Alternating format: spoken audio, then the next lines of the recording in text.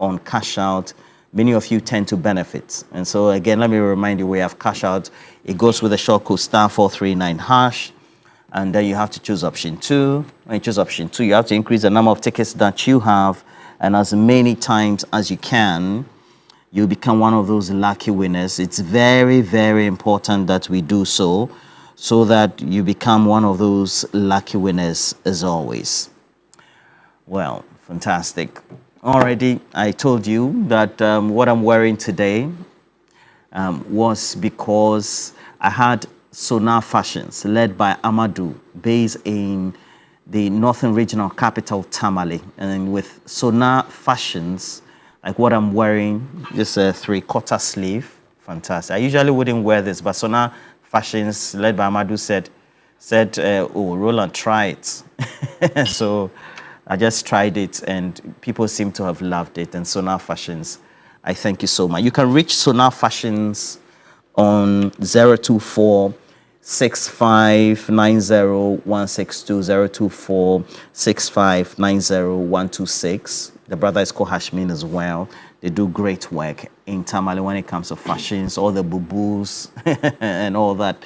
But, you know, if you become one of those individuals who maybe have your work suspended just because of the directive by the Chief of Staff following those engagements that were made post-December 7, you know that you have to be spending wisely, but you can spend well on Sonar Fashion. You can afford it, all right? But we're also speaking about that because already there's a circular from the National Service Authority saying that there's termination of appointment of all National Service Authority volunteers. So these are volunteers. So as part of the restructuring of the volunteer program of the NSA, the appointment of all volunteers in their offices have been terminated. And so the termination takes effect from 28th February. And 28th February, each time that a date is mentioned, you know that we had the Christianburg Castle or Crossroads shootings in our history. For those of you who tend to get yourself conversant with history, you know. And some of them include volunteers who are assisting, managing vacant district with assistants, cleaners, caterings, etc. But this dovetails into the general conversation about what we need to do as a country. Do we need to continue this way?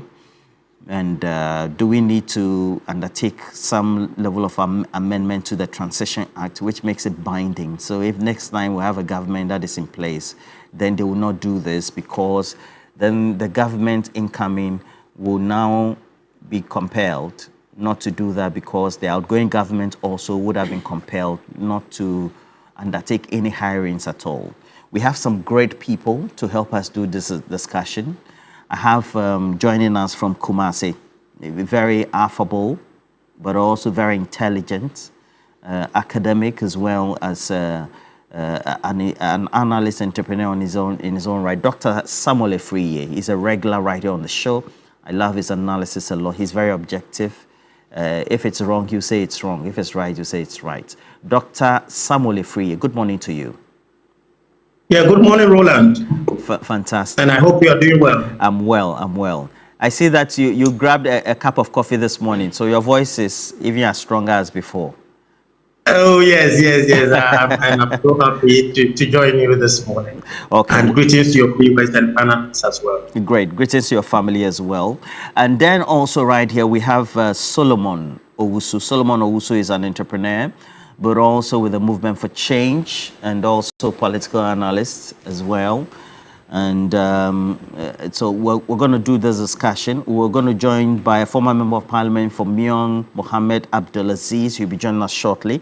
But also we'll tell you what the Trades Union Congress has been saying. We'll put that on the screen as quickly as possible as and when it is ready.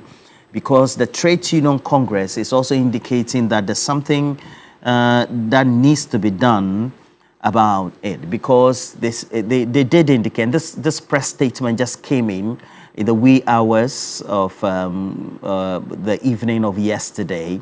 They said the revocation of appointment and recruitment made after 7th December, and particularly they say that issued letter by the Chief of Staff, all heads of government institutions under the caption revocation of appointment, etc., and is not in compliance with established good governance practices and principles. So they say establish good governance practices and principles. So we're talking about practices or norms and principles.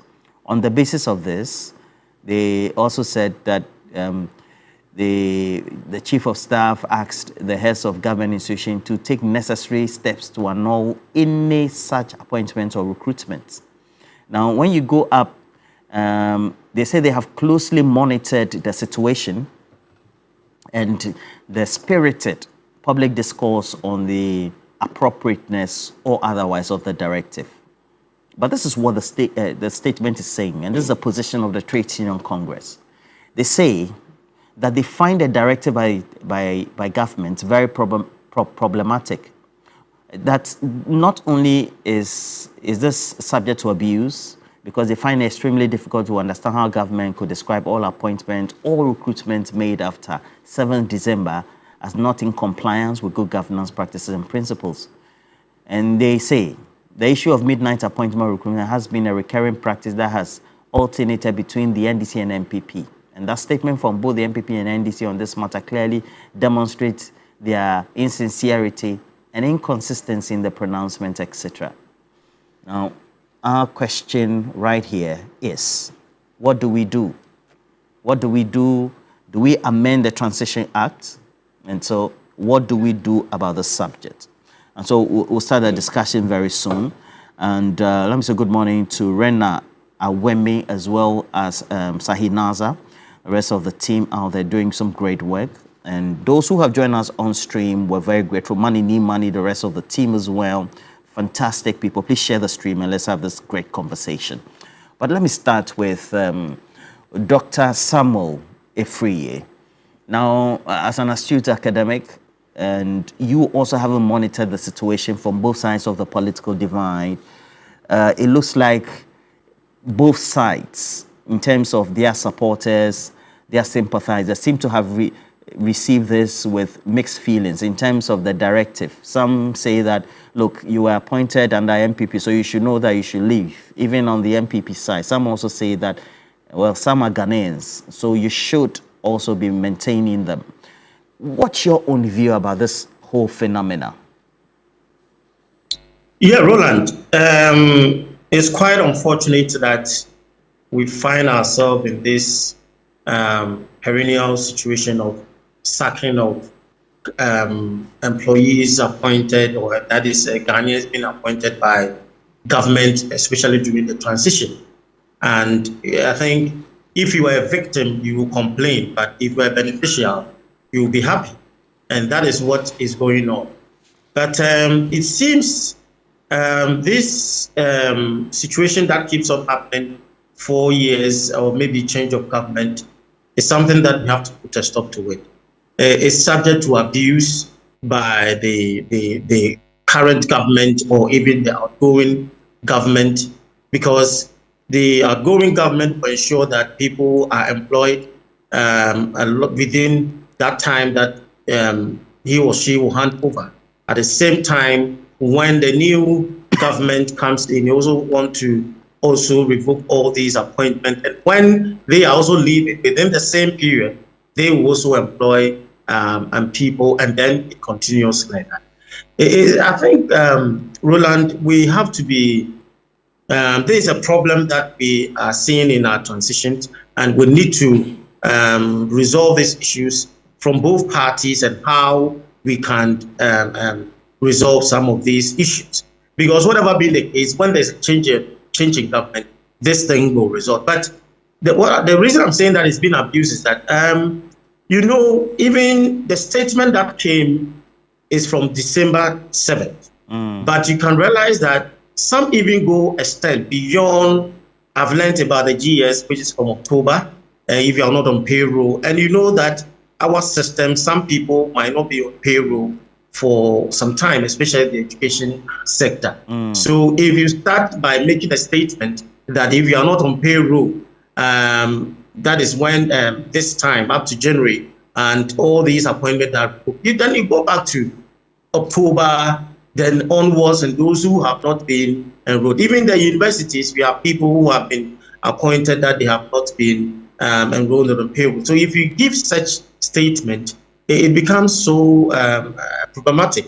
And Roland, the issue was that if you think that is only politicians or politics, that is the government in power, ensuring that all of them are from their party hopes, that is their party being employed, then I think we are not being fair to, because once the NDC is in government, you see MPP, because we are all Ghanaians, you see MPP have friends in the MPP, vice versa. So you see that even employment, even some people even benefit more when they are in a position as the government in power. So we should have a way that we will not put our country on a kind of, should I say, the security risk of trying to make sure that our partisan approach is all in all other aspects of our government. And I think we are heading towards a treacherous kind of end, and it will not be helpful to all of us. I believe that stakeholders have to meet, the government in power or the opposition or whoever. At least we have the people, Council of State they are in. We have to have a way so that this will not be repetitive. And the way some of these letter that been issued by the that is the chief of staff, some of them are abusing it, some of them are sacking them. So it is getting up, and I think we have to stop it immediately so that we have a way. We have ways of handling some of these issues. You have to go through the process. But some people, some of these chief executives, some of these government appointees, I think they are abusing the statement issued by the chief of staff. And it has to stop as soon as practical. If not, it serves as the best precedent for all of us. Yeah, but at the end of the day, it's been done by both MPP and NDC, and that's a justification. And I keep saying that Atamils tried to perhaps ameliorate the situation a bit post-2009, but it looks like because it was replicated post-2016, there seemed to be the clarion call from the grassroots of the winning party, the NDC, that it should continue. Because some of them give examples where there were termination letters, for example, and so hadn't been given the opportunity to even get access to any employment, whether it's even private or public, over the period of when they were in the opposition. What do you say to that? You see, I think, Roland, what I was saying, I was not trying to give credence to, let's say, one political party or government. I think that's why I said earlier that if you are a victim, you complain. If you're a beneficial, you are happy now. And this is the situation that we find ourselves.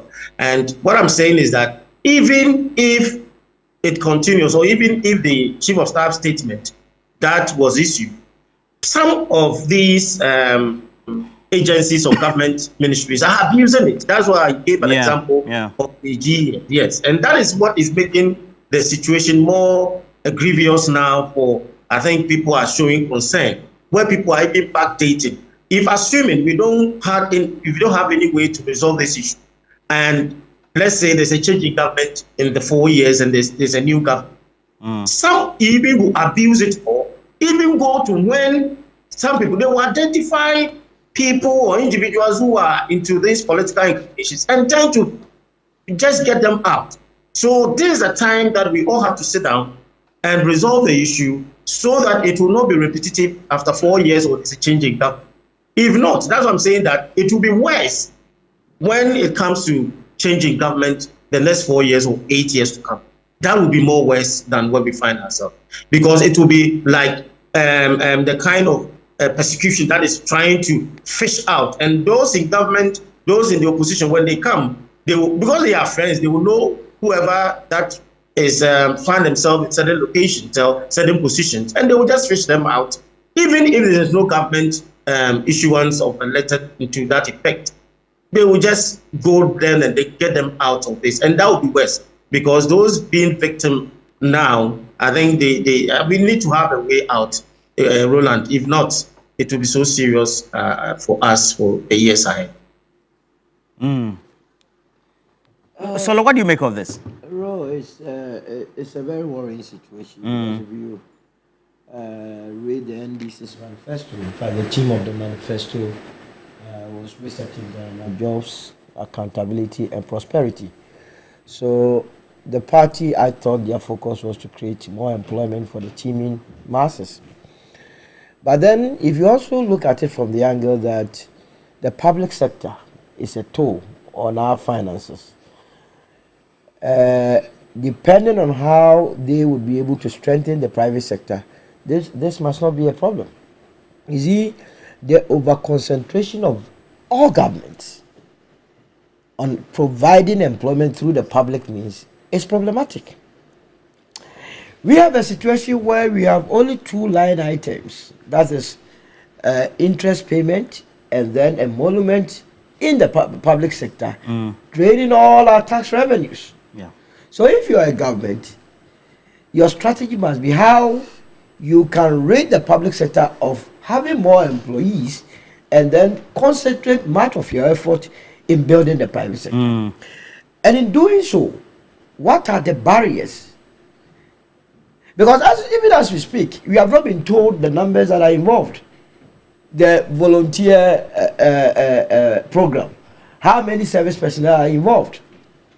We have not been told that ever since the chief of staff issued that statement, 1,000 or 2,000 or 3,000 employees have been affected. We don't know those numbers for a fact. So you're saying that it is important that we get to know those numbers? We get to know, and tomorrow...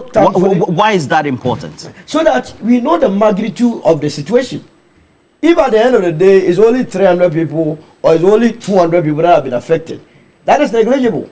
You understand? And the hula baloo will be put to rest. So it's important that the chief of staff that issued the statement to go further to get us the true data so that we know the figures that we are dealing with. But beyond that, Roland, the true problem is how to build a private sector. Because they generate jobs? They generate the jobs. Come to think of it, believe you me, between a private sector job and government employment, the ordinary student or the person looking for employment will go for a private job. So build it. And this is where I want policy and decision makers to redirect their thinking. Get your taxes shaped to such extent that the businessman will be able to expand his or her businesses. Let's get interest rates down. Get access to capital. Absolutely. Improve the private sector. Improve the private Expand sector. them. And let them create value. Let's create the value. Don't put the politician in charge of policies and programs like NEIP, YEA, and so they have no clue as to how to create employment. These are critical sectors. Get people who have been able to create employment to man these places, and you will not have such situations. We are talking about the public sector that is only able to employ 650,000 people. For Christ's sake, we are 34 million. If you are going to consider that half of our population are due for employment, you are talking close to about 17 million. Subtract that 650,000 from that 17 million and see the deficit. How many of them are working in the private sector? They outnumber those that are in the public sector. So the private sector is always and always why you must focus. And that is why I agree with the president yesterday when he advised the governor of Bank of Ghana that do not let your posture be sloganeering, and that put common sense. I don't know how to put it mildly. Put common sense to all the data analysis that you do. Bear in mind the business consequences of your actions and inactions. We are in a country where every economic textbook will tell you that once there is inflation, when prices of goods and services are going up, all that the government of Ghana, Bank of Ghana has to do is to increase the policy rate. Forgetting that once you increase policy rate, you take out the private sector. Nobody expands businesses. And that is why you have a lot of unemployed youth around. You know very well that our inflation situation is important one. Because we are not producing in this country, we import a lot of goods into this country that is already high. So once it gets here, prices of goods and services will be going up. So rather reduce your interest rate, target certain sectors like the agriculture, like the industrial portfolios, so that you expand these bases and all these youth will be employed and we will not be having such situations. But lazy attitude of the politicians. I see. They have no clue. They come with lofty eye. No clue. Take it from me. They come with lofty ideas, but when it is time for implementation, then people begin to chicken out, leaving the poor souls, the young ones, to their fate. All these things that are happening, we have discussed it. I told you that is a way of looking at the holes in various sectors and refilling it with our party apparatchiks. And that's the way to go? Garbage in and garbage out? No, we don't do that. So let us revisit. Let us look at our economic policies that will focus on the private sector, as we have enumerated. Focus on agriculture, focus on industrialization. Do the things that we import most into this country. We are importing toothpick. If we were to put up a factory producing toothpick in this country, are we not going to solve the unemployment situation? We are importing vegetable oils in billions. As we speak, Burkina has warned that it is enforcing its ban on cereals. You will see the problems it will create in this country. Because we are not a supplier of. Absolutely. Of and cereals? Why must Burkina be feeding this country? Why not? We have rich soil than Burkina. You understand? A country that has been battered with war, what do you call military takeovers and so. Why must they be feeding us? It's lazy attitude. Last year or so, we were told by the former Minister of Agric, Brian Echampo, that because it did not rain in this country, we were to expend close to 8 billion in supporting our food needs. How can you tell me in 21st century that you did rain-fed agriculture policy and that you are not interested in irrigation? So it's a lazy attitude. We say things without doing it. Planting for food and jobs should have been a good policy, beautiful one. But how did we do the implementation? Go back, the current minister, I expect, Opoku, to concentrate on that policy. Better it, make sure that when we say agriculture, it is not done in the classroom, it is not done in the hotels. When I see ministries of agric going to have programs in hotels, do we plant corn in hotels? You see a minister of agric always in suit, coat. Minister of agric, your place is in the farm, in the bush. Monitoring. You are there wearing coat. Implementing the policy. Absolutely. There. And that is why we're not getting the jobs. That is why we are not getting the jobs. Agriculture alone can absorb all these young ones. Okay. Let me put a question. Because on our stream, I have John Wong, Dumong John Wong. He says, in 2016, October, I was enlisted to enroll in the Ghana Immigration Service in March 2017. Due to change in government, that appointment was revoked. So what has changed now that people are now crying foul? So that's how do you respond to such a question? So that's what I said, that robbing Peter to pay for garbage in, garbage out. When the politician comes, they want to satisfy their members. So they go and clean the system of the old administration, get spaces there, and fill it with their members. Only for 4 years, so it has become seasonal employment. You are there, and that is one of the reasons why anytime we are getting to election, there's so much tension. Because there's so much at stake. Those that are working knows that once power changes, the probability of them being sacked from their places will be high. So they'll go into all these elections with everything that they have, whether machete, guns, whatever. In other words, that why must elections lead to confusion? So because people think they'll be losing their jobs. Yes, and that's what is happening. So 4 years from now, if they are not lucky that the movement for change takes over, it is going to still be the same. Tension. But we intend to bring all sides together and implement the 10 strategic anchor industries that will expand the base of this economy, that will move this economy from the overdependence on cocoa and gold, which seems to be the order of the day. So far, we have not heard any economic policy from the administration, so I cannot say much about it. I'm only waiting patiently for the budget to be read. However, I believe the president must find space in the State of the Nation's address tomorrow to let us know how many people have been affected by all these orders, as I call it. But if the intention is to reduce the burden on the public sector, then on the face is good because already we are overburdened. However, that burden that you are trying to shed off must be compensated for with your policies and programs that will cause the private sector to expand to absorb the teeming youth. And that is the only way that this country can move forward. Unfortunately or unfortunately, we have a very huge youthful population. Ghana's population is youthful. Currently, looking at the demographics. That is it. But let me also add, Roland, that this is also a piece of advice to the young ones. We are always clamoring that government opens businesses, private sector creates employment, and so on and so forth. But I dare say that we have a sizable number of our youthful population who are also thieves when you give them employment.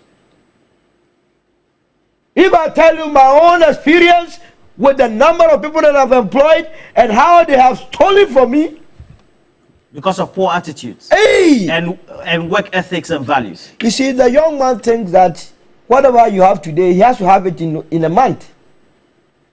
So the attitude and that, why would people go and invest their money in government treasuries when they could have used it to open their expand their businesses? Because the person you are going to offer employment to, he is the problem of the day. As those quiz people will say, the problem of the day is some of the youth that you engage. So they must also begin to change their attitudes so that the private entrepreneurs would have that confidence in expanding their businesses to absorb it. Government is not the surest way of giving you employment. Okay. Coming in here is a former member of parliament from Young, Mohammed Abdulaziz. Good morning to you. And I'll pose a question to you. But again, let me just do a recall of the explanations that was given by Felix Kwachiofosu, who is the minister in charge of government communications. And so we're going to have that. And then I'll ask that critical question that I need to in response to that. Find out. But in terms of the substance of the petition, I think we've explained this. That when the transition process began, we noticed these speedy, hurriedly arranged, often highly irregular recruitments into various public agencies.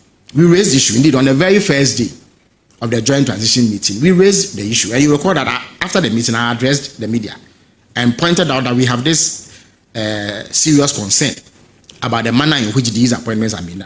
We had asked for some dialogue and engagement between our side and the outgoing government side to have an understanding of what exactly is happening. We also thought that because a new government was coming in, it was important that certain decisions are reserved for them to take. Whilst it is true that the tenure of the previous government ended on 6th January, it is also true that it was the incoming government that was going to bear the brunt in terms of remuneration and finding the money to pay these people. So surely they must have a say in how this is done. We requested for meetings, we requested for explanations. We said that they should at least hold on pending some consultation on the matter. They rebuffed it and said that they had the power to do so. And you recall that on 17 December 2024, I issued a statement on behalf of the NDC side of the transition team and indicated that given the frustration we had faced from government and its unwillingness to engage on the matter, and our knowledge of the irregularities that afflict the recruitments going on, we were going to be left with no option than to reverse those decisions pending further inquiry and any other actions that may be taken going forward. So it's not like this has come as a surprise to anybody. We were very clear on our position on the matter.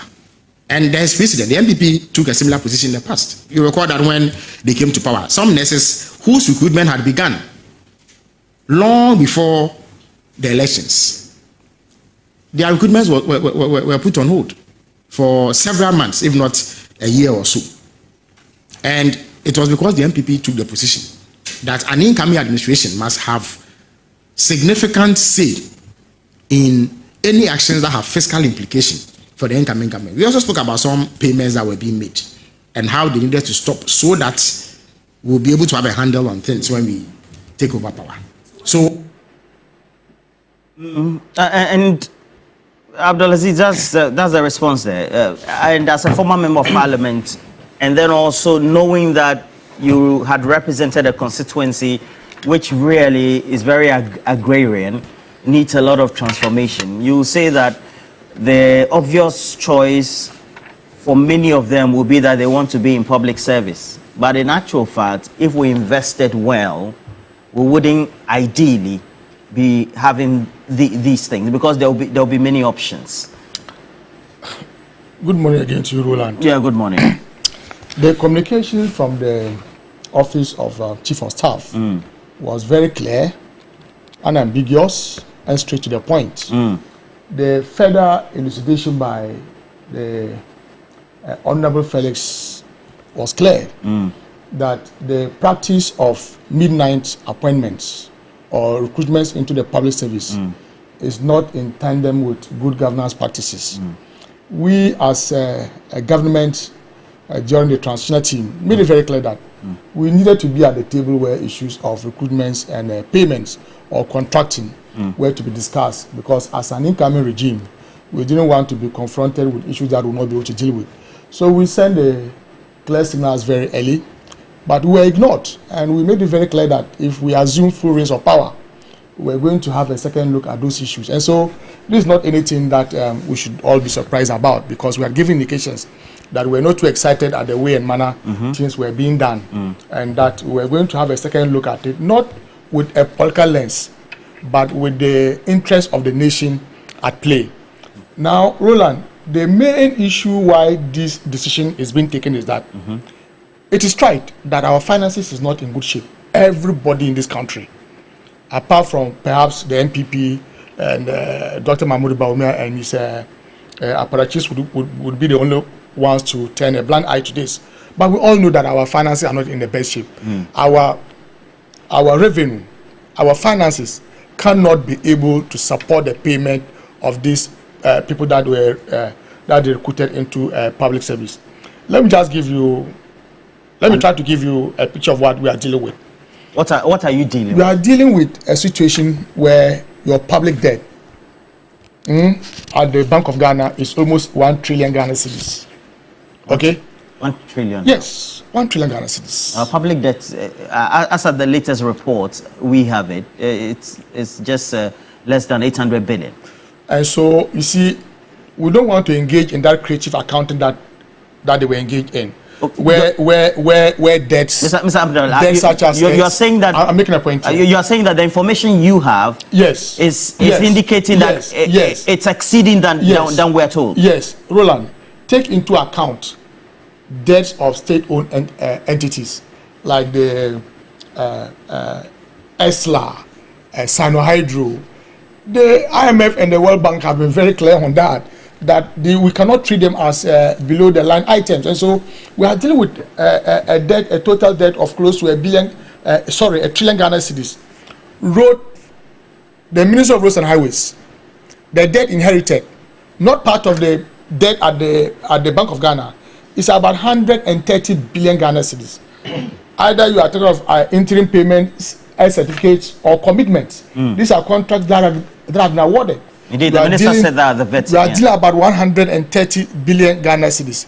We are dealing with debt from the Ghana institutional suppliers who are threatening this government. We are dealing with debt from Get Fund that is close to 1 billion Ghana cedis. School feeding, independent power producers.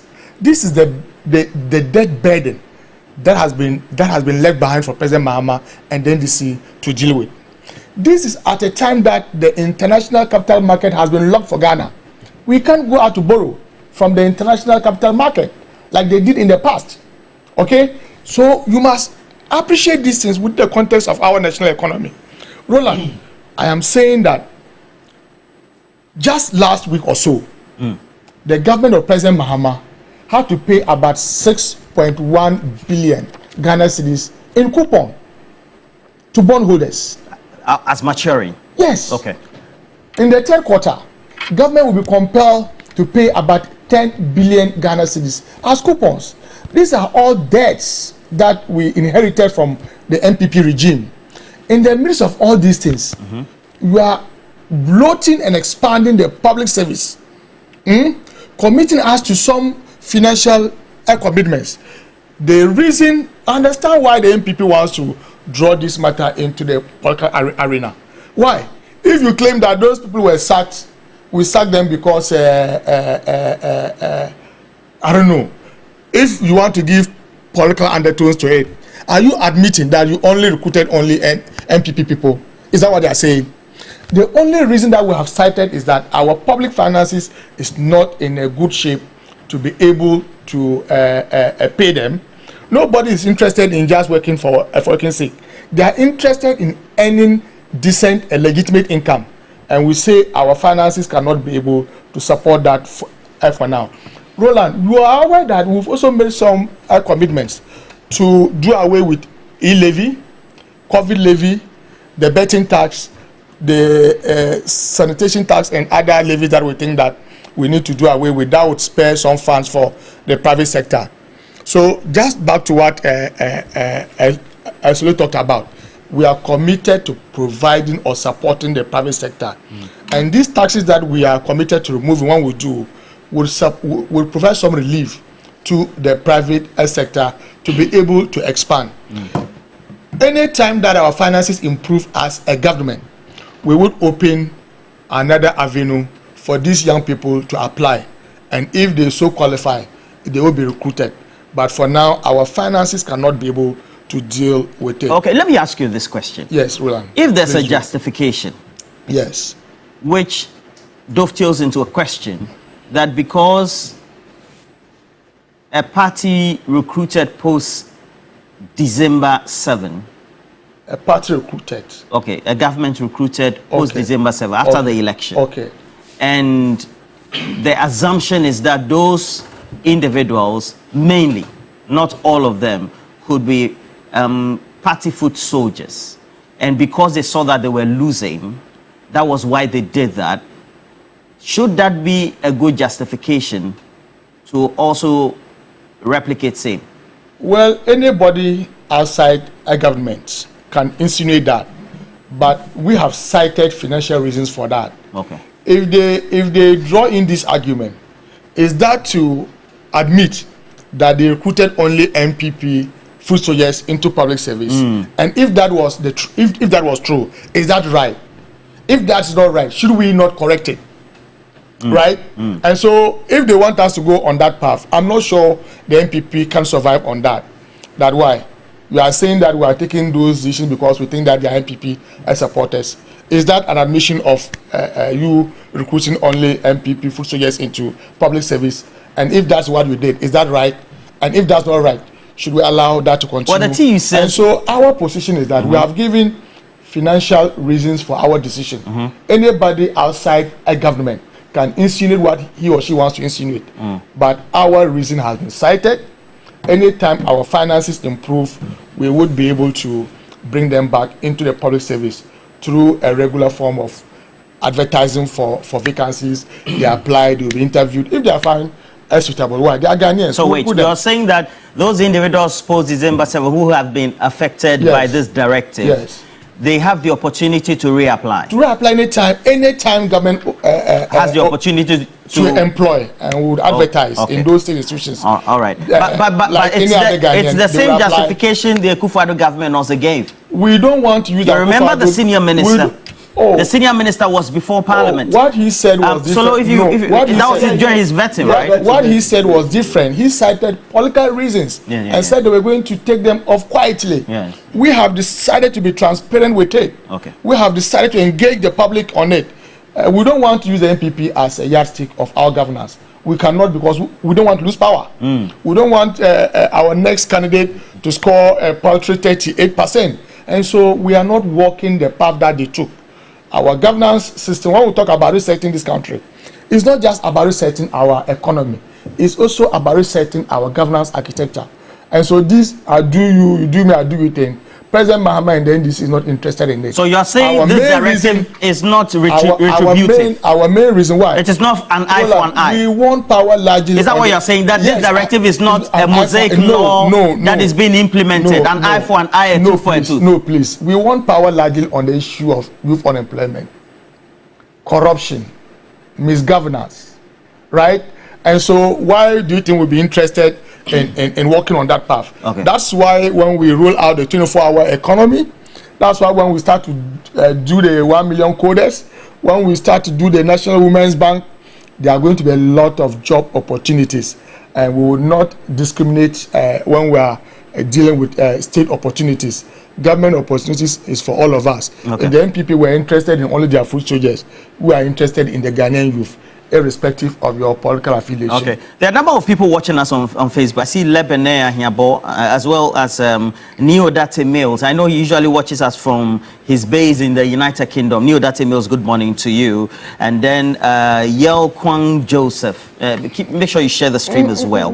There are key points they make there. For example, Neodate Mills says probably the TUC have some secret funds and funding they can use and refer government to pay these employees when they haven't been budgeted for.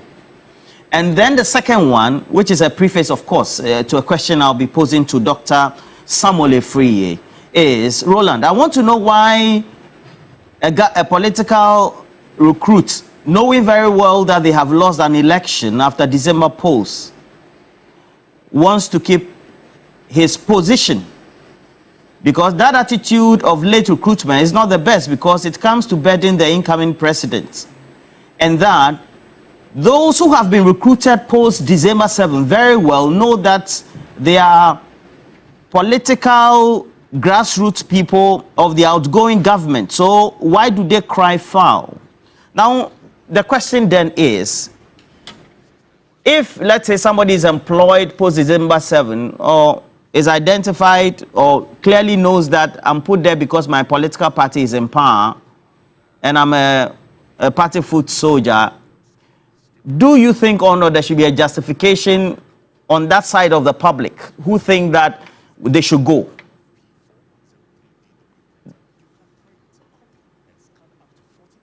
The question is to you, Dr. Samuel Efriye. Oh, yes.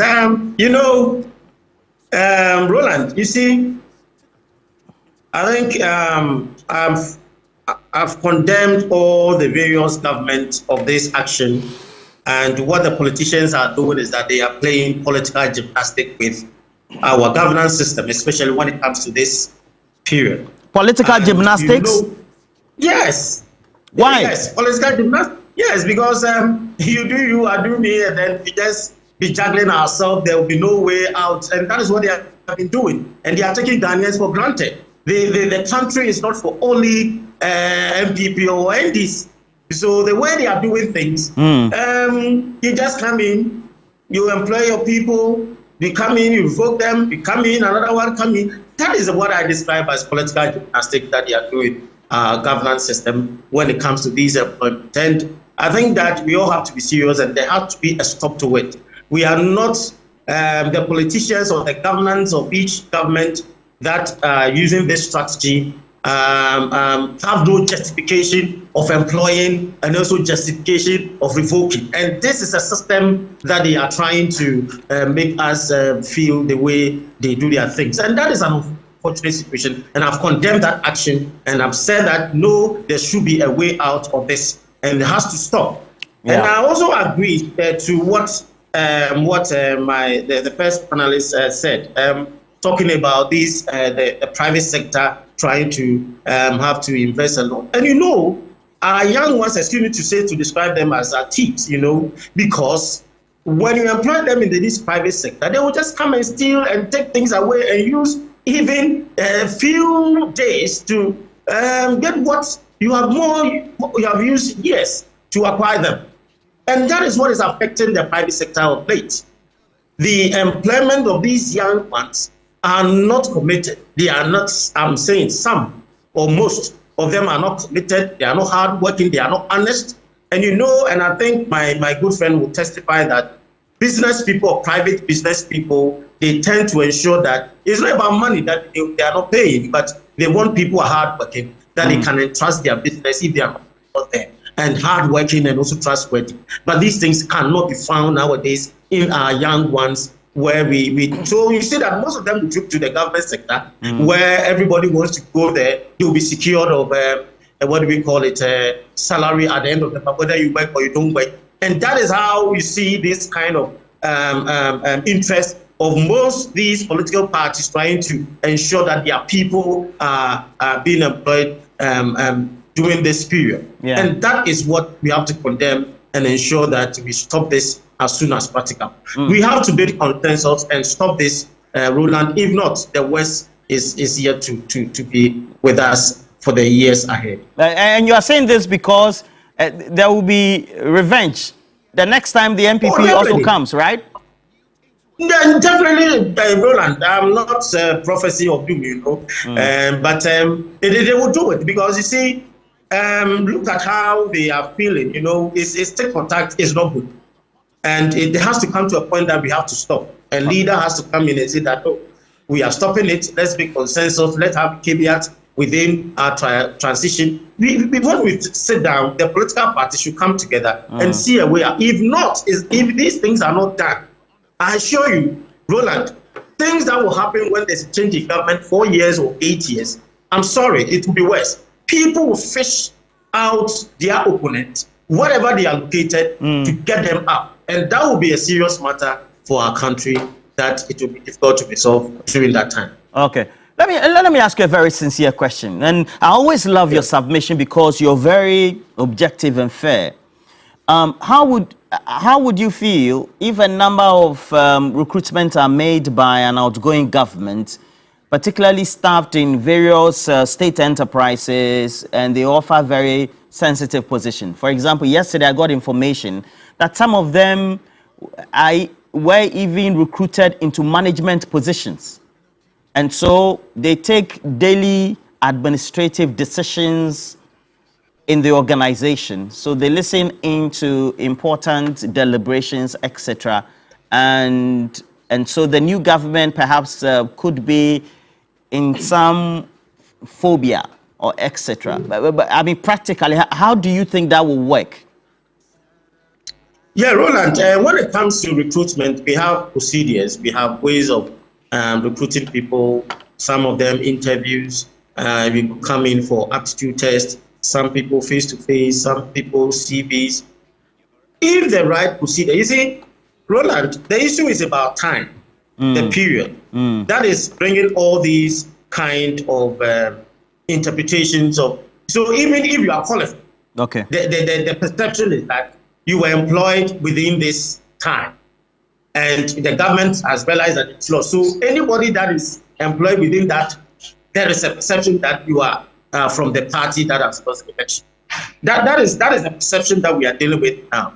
So if we don't, even people who are qualified can be rejected because there's a perception that you are coming from this party. That is what is happening now.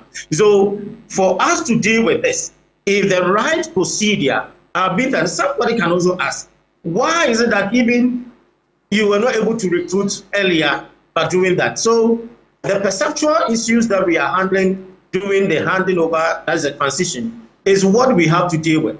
And if we are able to handle it well and able to do it with all the stakeholders involved, this can be resolved as soon as possible. Well, but if, for example, you tend to abuse it, even the right people at whatever, even some people can even get to the highest position, director general or whatever position. If the person even qualifies, but the perception is that you are an MPP or maybe you can be an NPC when the NDC. So that perception just erode all gains that even the recruitment process could have even been done. Just imagine, GS has eroded us for recruitment for teachers. I've gone through all the process. It's left with my salary to be enrolled on. Now, when it gets to the level, the new government comes in and the new government says that, no, we have to.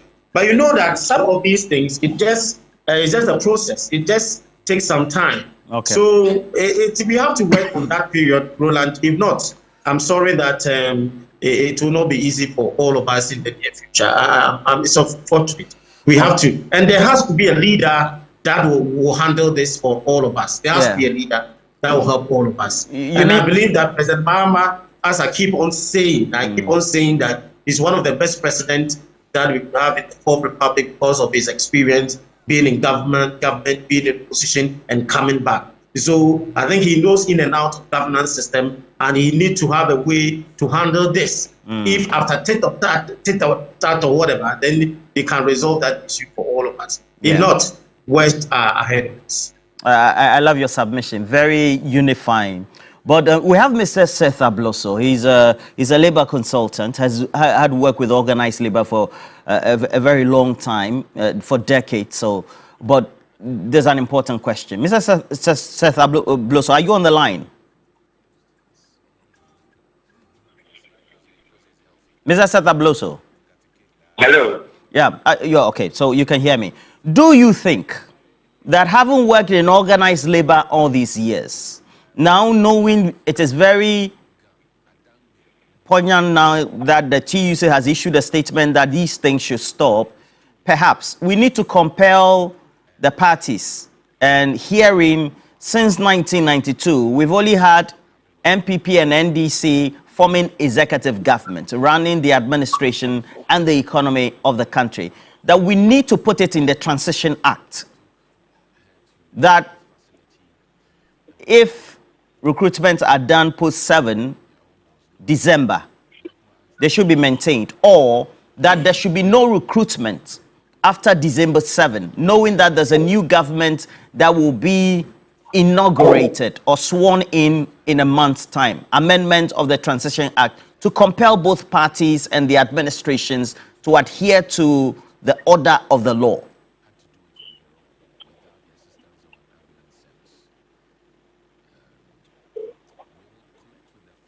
Mr. Seth Abloso. Hello. Can you hear me? Yes, I do hear you. Okay. Do you think that we need to amend the Transition Act to make sure that either we put in there that all appointments that are made after December 7, or the appointments that are made within the period up to December 7 by an outgone government, either maintained or not maintained, knowing that either it will burden the new government or not? Thank you. Thank you. Let me say good morning to you and to members of your panel in the studio. Yes. This is it's a very difficult situation we are in, and it's particularly difficult because we are not having the issues addressed with the dispassionately. Now, governments have the obligation to prepare handing over notes in accordance with the Transition Act 6 months before the end of their tenure. And in such handing over notes, one should expect that you will see information on engagement. It does appear that no such thing happens with the outgone government. And we have information that this issue came up during the meeting of the transition team. And it was not conclusively addressed. Now, any employment you make has an impact on the national budget in the public service. In the private sector, it has implications to the corporate budget. But now we are dealing with the public sector.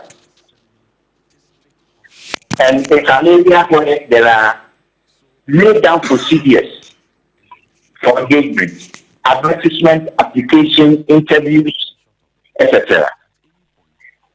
Now, information available is that many things were done, many underhand dealings are associated with the recruitment that necessitated the chief of staff directive. In areas, in a nationwide evidence that I see, letters were backdated. In fact, where a probation period was for 6 months, it was nicodemously reduced to 3 months to make way for these practices to pass as normal. Promotions were not internally advertised as required by operative conditions of service. And conditions of service itself was backdated. Conditions of service that have been reviewed was backdated to cover up these fraudulent recruitment practices. And I'll say that if government wants to pursue some of these developments, there are persons in management who are likely to run away or be convicted for fraud. And it's important that we look at these issues critically and not through political party lenses. It's the national budget that is at stake. Okay. Our finances have been critically depleted. We are not credit worthy as a nation. That's the point. Nobody wants to give us any loans. So that is the situation in which we are. And one should not expect coming governments to take this lightly. Not at all.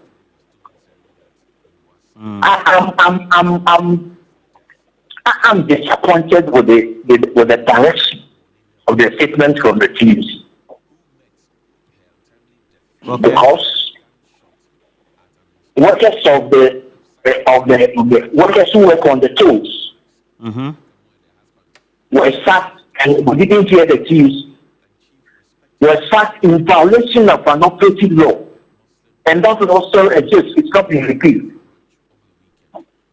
TUC said nothing about those laws.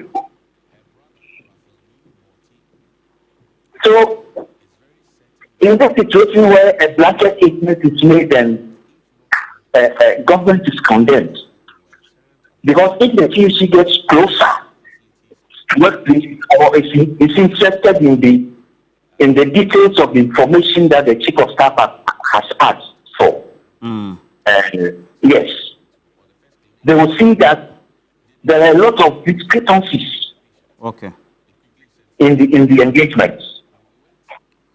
Okay, Mr. Abloso, so are you saying that an amendment to the Transition Act, making it compelling, will not resolve the issues? I believe that an amendment to the Transition Act could be considered to make it compelling, like you are saying.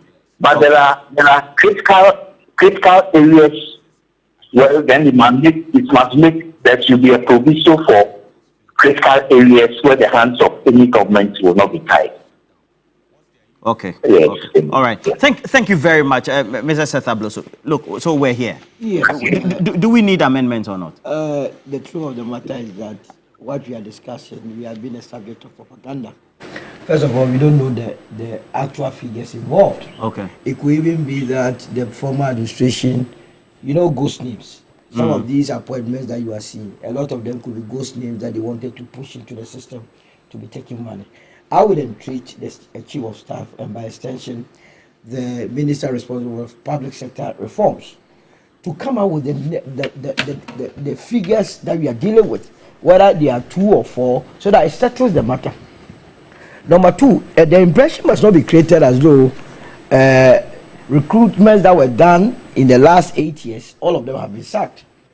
Let us not make that mistake. Explain that for me. What I mean is that the NPP expended 8 years in government. Yes. I don't think the only recruitment they did was after 7th of December. They recruited people in their first year, second year, third year, and then the final year. So this administration, from the letter that I'm seeing, is only dealing with those that were recruited on the 7th of December. And that cannot be entirely so political. You understand? Because once they have kept some of the people that you recruited, then these ones, we must go into it and then look at the numbers that are involved, and if indeed genuinely they were engaged through the proper process, then I believe that they have to be reinstated or better the economy. My last point has to do with advice to this administration and every government that whatever campaign or whatever we promise the people of this country we will do when we come to government or to power is captured in Article 36 of our Constitution. The only business President Mahama and his administration have is what is contained here, and it says, the state shall take all necessary action to ensure that the national economy is managed in such a manner as to maximize the rate of economic development and to secure the maximum welfare. Why is this important? Freedom and happiness. Whatever actions and inactions this administration is undertaking must lead to the maximum welfare of the citizens of this country, must lead to freedom of the citizens of this country, must lead to happiness of every person in Ghana. The question this morning is, are these actions leading to happiness? If the answer is yes, then it means the president is doing well. If the answer is an emphatic no, then it means something monumental has to happen to, as it were, reverse these trends, so that the Ghanaian Mr. also says the TUC is being hypocritical. As for the TUC, the least said about them, the better. You were here last year. Oh, of course, when the Galamsey matter. I've written them out long ago. It's a political institution that only dances to the tune of few people. They are not in to serve the interest of the state. You mean they've been playing ostrich all along? Absolutely. When the entire country were crying about Galamsey, when they themselves had assured us that they were going to fight Galamsey for us, they took it out in the last minute. They have no moral authority to be speaking to such matters. They are such a disappointing institution that I do not take them serious. You understand? Really? Yes. A critical matter on Galamsey. Organized labor? As a result, you don't take them seriously? I don't take them serious. No, I don't take them serious. They are not organized at all. An organized labor that was organized to go and prosecute an agenda to save this state, they disorganized themselves in the last hour. So why would I take them serious? It's a matter of writing semantics without meaning what they write. They know that the public sector of this country is overbloated. What have they done about it? We have been told always that we have ghost names. These ghost names, where do they emanate from? Is it not from their ranks? What have they been able to do about it? And you say organized labor? They should excuse our friends this morning. We are very serious. Going forward, institutions like that will not be allowed to go scot-free, especially knowing your positions in the past, how inconsistent you have been, so that you get away with some of these things. No, they don't mean what they are saying. They are only saying things because they feel that some few people are crying. That is why it is important that the chief of staff or his assigns must come out and tell us how many people have been affected. And why these people, they must even begin to go into details how some of those that have been affected were engaged in the public service, whether through the right means or not. Were the positions or vacancies advertised for the entire Ghanaian populace? All these things must be answered. You cannot be sitting in your small... Because those are the issues that will bring the anomalies Absolutely. out. Okay. Absolutely. Right. And so when we do that, we will get a clearer picture. Either than that, this past administration will use it as a propaganda tool. Tomorrow they will tell you that, oh, this government came and sacked 1 million people that they had engaged. It's a propaganda piece. You don't have to allow it to fester. Do we need an amendment, perhaps, to resolve it? Knowing or going by your experience as a leading politician? Mohamed Abdulaziz. Leading politician. Well, I think that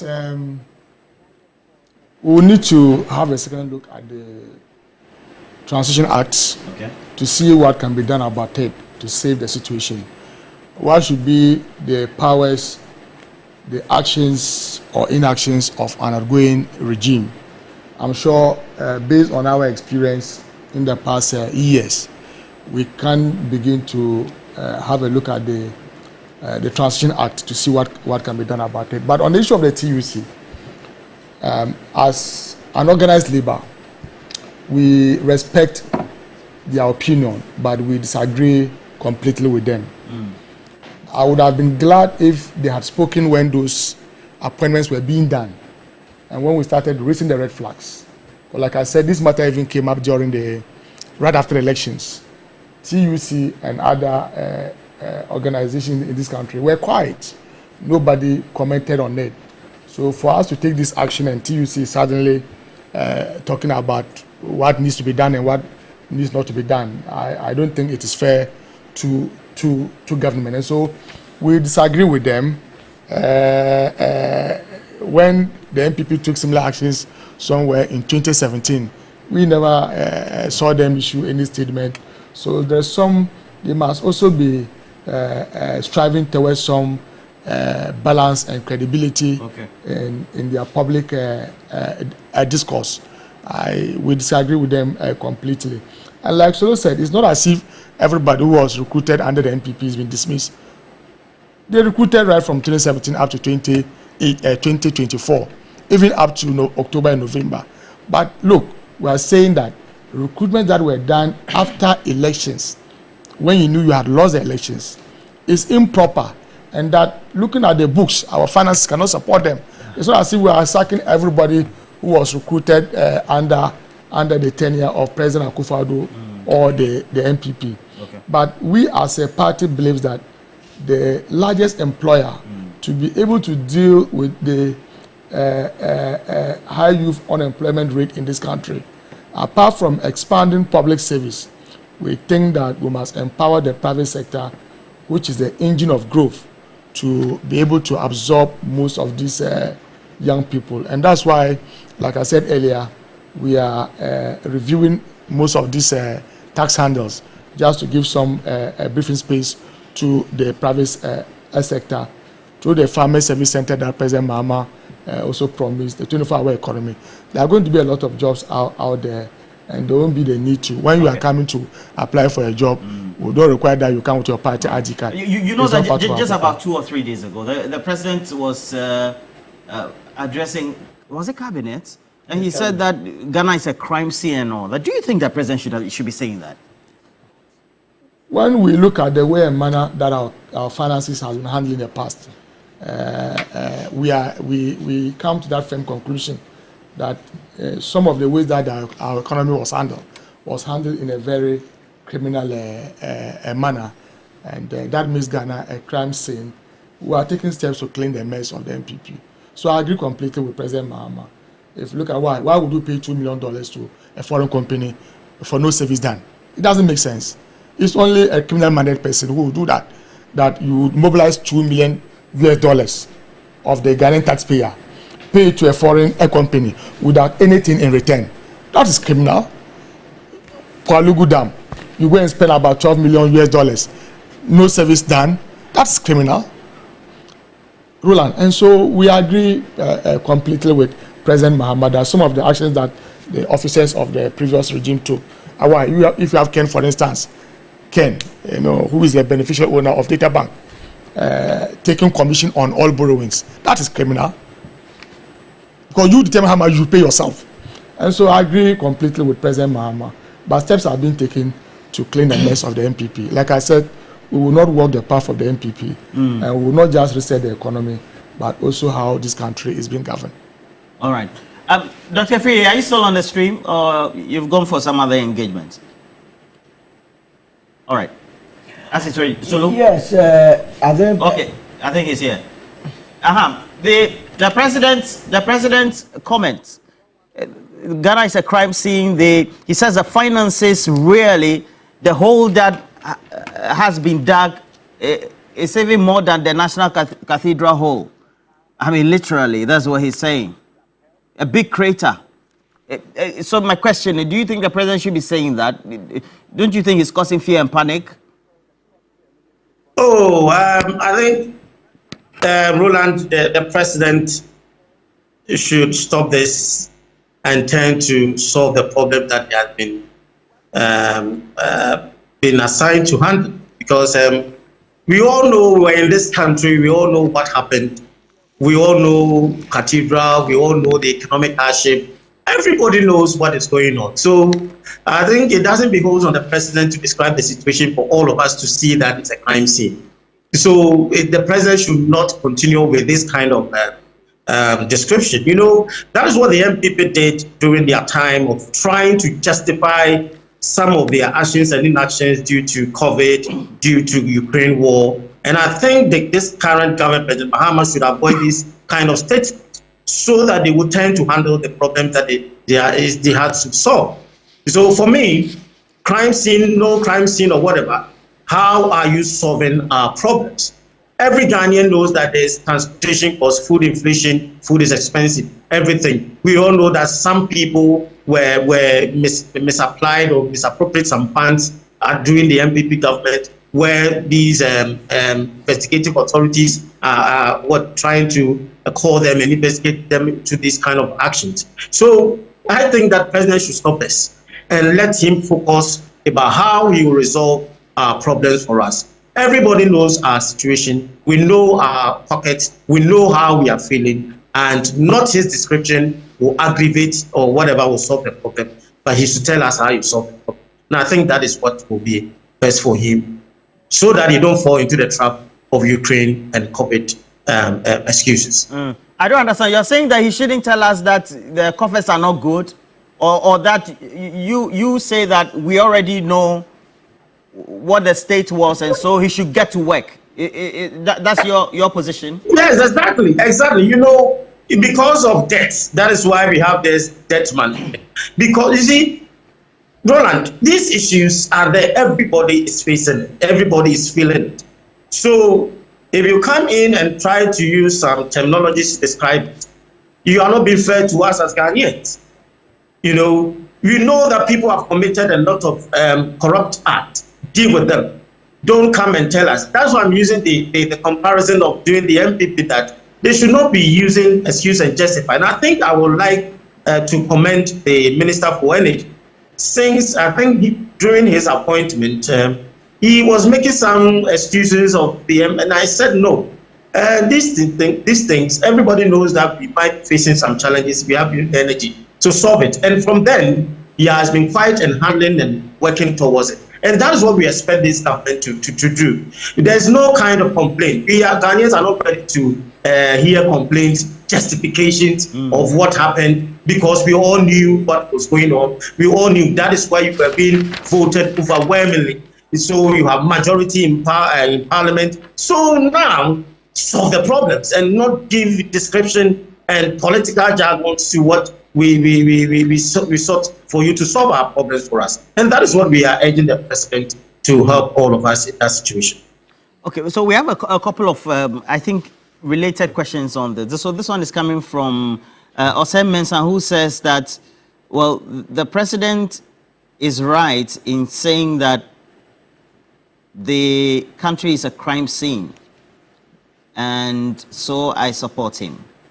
Then also Jerry John Amejo from North Tone constituency says, well, even in normal academic work, you need to know the problem. There's a statement problem or problem of the statement. And so you find solution for it through a methodology, etc. Is it not proper for Ghanaians to know exactly what the situation is before taking steps to solve the situation? I pose that question to you. Well, first of all, let me say the president owes my daughter, Rama Bwadjoa, also, because she holds the original patent for this crime scene terminology, which I have been saying on air. A week before the president said your daughter said that? I was going to school with her, and she told me that, Dad, this country is a crime scene. I see. So I said it a week before the president said it. Why that? Because everything about this country, right, like what he rightly said. I totally disagree with Doc when he says that the president must stop it. If there was no need to recount what has happened, there wouldn't be the need to even give the State of the Nation's address tomorrow. What is he going to do tomorrow? He's only going to tell us how the country has been run in the past. And so there is a need. In fact, it is so important. If I were the president, I would instruct all my ministers daily, really, to be briefing the country as to what has happened. So that when you are taking certain decisions, the Ghanaian will be with you, knowing very well that you are doing so to address all the problems that have been created. So the president is totally on point, describing this country as a crime scene. But what about the statement and the position, for example, Dr. I disagree 100%. He says that you've been voted. Go to work. So I shouldn't let the people know what I've come to meet. Is that what Doug wants me to understand? It doesn't work like that. Why not? He has to. You see, when you are given a business to run, you are given assets and liabilities. And it is important, that's why accountants will come in and do auditing, to let the people know the assets and liabilities you came to meet. And exactly what his conclusion has been is that the country has been run criminally. And let me remind the president that we have Sputnik V, the former Minister of Health. You're saying he shouldn't forget that. If he forgets, I would rather run to the president and chase him out. Sputnik V, $2.8 million, and Kwakwadu menu is relaxing. The system must be shaking. The cathedral. Francis SCM, you remember the Ghana cylinder manufacturing issue? The woman is all of a sudden gone bananas. She is not speaking, and you people want us to forget about it. Hey, the president must not. Because the moment he begins hiding things, it means the president and his appointees also wants to steal. And you want them to steal.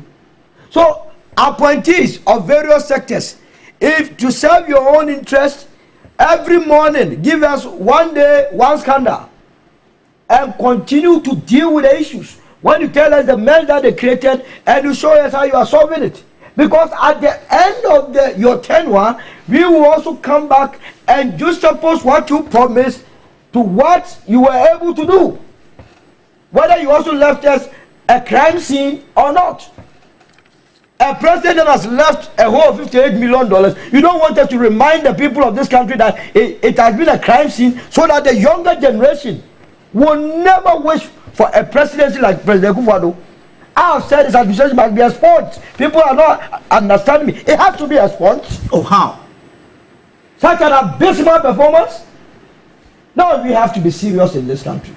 So it is a crime scene, and that crime has to be dealt with. That is why when you come to this country, we have the CID boss, Criminal Investigation Division. If a president, you come to meet a crime scene, what you do is that you investigate all the crimes and you deal with the crime, and the people will be so happy with you. Because that is the only thing Ghanaians are waiting for. Accountability. I don't understand. You are saying even the president is delaying? So much. I just told you Sputnik V. Our millions have flown away out of this country. The man said he couldn't think straight. Hey, Minister Gwagwanyman, you couldn't think straight? Francis SCM, kati. Ghana cylinder manufacturing, you couldn't think straight? Go after them and let's get the money. I'm not interested in putting them in jail, but go and take the money for us. We need money in our pocket. Today, as we speak, this administration has borrowed close to 60 billion, if you care to know. 60 billion Ghana. And it is because the government does not have money. Through 181 days treasury, 365 day treasury, 91 day treasury bills. If all these monies are collected to the state, will the government be borrowing? And once government is borrowing excessively, it affects the private sector. We don't have access to credit. And your unemployment will skyrocket. You want to say something, but let me go to Dr. Free. Dr. Free, how do you react to that? I know that he had your word. You have the last one. How do you react to that? I see you are laughing. Oh, all right. Don't laugh. Yes. Oh, just maybe because I think that there are two sides to the position that the president has taken in how he reacts to the state of the economy, and you are saying that he should get to work. And Solo also says that, look, we need to know what the issues are, the problems, how big the hole is. You know, I think, Roland, we all know the how big the manholes. Which hole do you know? The manhole. Yes, you know these the National Cathedral. These what he mentioned about what the former Minister for Health. You know, the issues have been. You see, what I want the president to do, you tell us the problem, but it should not be an issue of trying to magnify the issues in order. Because one, tomorrow you will hear that our presidential, the State of the Nation address goes in 2-4. When Nana was exiting, you know that his State of the Nation address stressed on most of the positive things that he has achieved in his tenure as president. Tomorrow, you also see that the president-elect will also be dwelling on the negative and the difficult or the challenges that this country and that is why I have an issue about the State of the Nation address, where President outgoing will stress on the success, then the incoming will also stress on the difficulties, the challenges, and the problems. Okay. So, who is giving us the State of the Nation address? And that's why I'm saying that for us to move ahead, we need to ensure that the issues that cropped up, we tend to identify them and then we solve them. I just described that all the issues that was on these political platforms were campaigning against, saying that people, and I know that investigative authorities are after some people to question them, and also these things are just being started and being continued.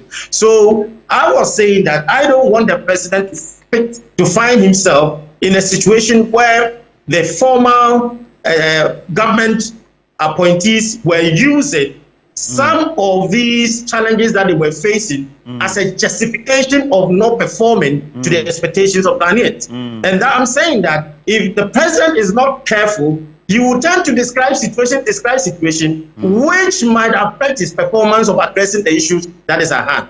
So he should let problems come in, tell us, but make sure that what you have been assigned to solve, you tend to handle it. That is where my purpose was, and it's not about saying that you should not. All right. Dr. Samuel Efriye, thank you for joining us this morning, and then Solo. My pleasure. Okay, I give you the last word.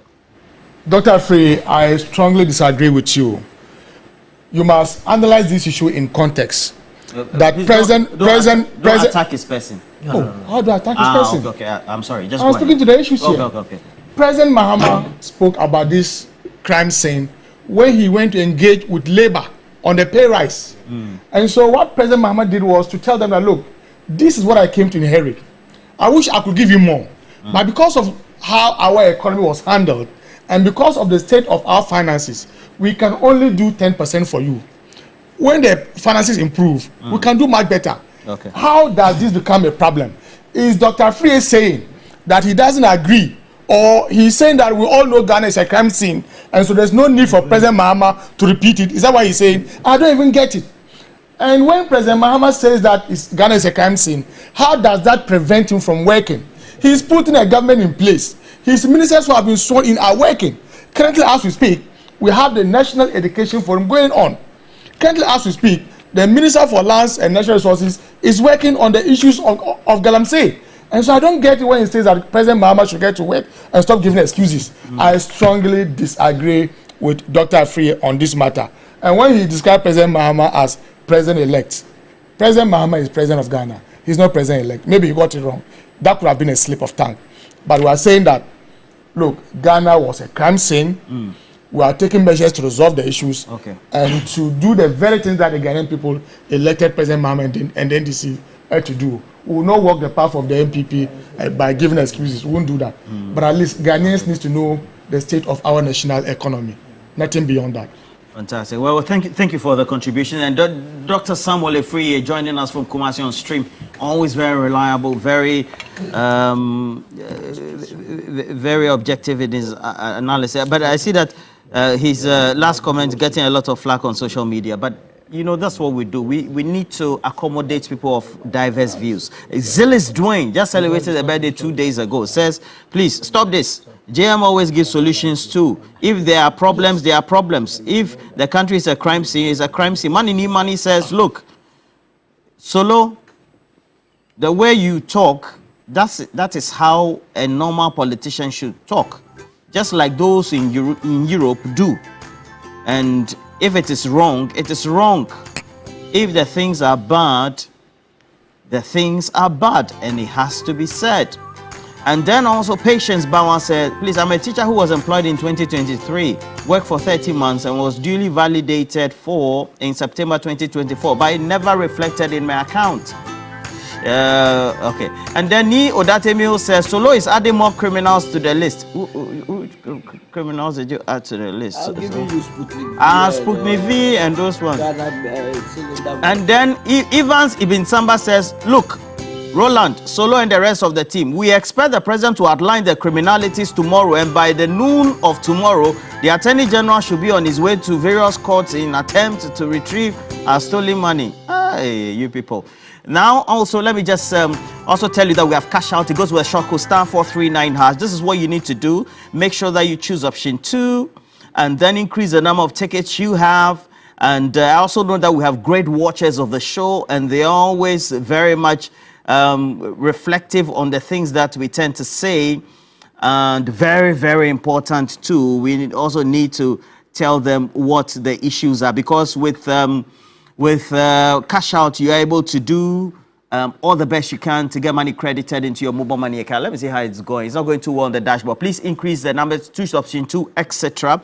It is the birthday of a very beautiful lady, Nicolina Dede Nate, CEO of Dede's Nails Fix at Sunyani Airport, and it's coming from Naneya Wanda. Wishing you all the best for the day. But we have cash out, goes with the short code *439#, and we also have a lot more as well. Please make sure you stay with us throughout the rest of the day. We're going to tell you about how ICGC Calvary Temple is hosting the Reverend Eastwood Anaba very soon. Money New Money said the elected president should have the full say while the transition is ongoing, like it happens in the UK. And then also, Sampi Yale says, does the doctor know that the right procedures and the laws can be applied for wrong purposes? And so the ICGC Calvary Temple is hosting the Reverend Eastwood Anaba on Wednesday, the 26th, to Friday, 28th February 2025 at the ICGC Calvary Temple, the Spinters Road. The time is 6:30 p.m.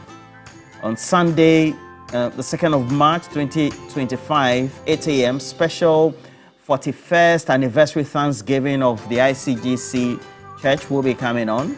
And so make sure you come celebrate Jesus and celebrate the love of Jesus as well. And for all those sent us message, we're grateful.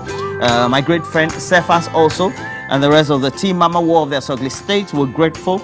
And all those who are in the Stevens Hotel in the Volta Regional Capital, bless the rest of the team. And you know, I wish you all the best for the day. Fantastic. We're taking a break. When we come back, we'll bring you the latest sports headlines. Stay with us right here. Cash out *439#.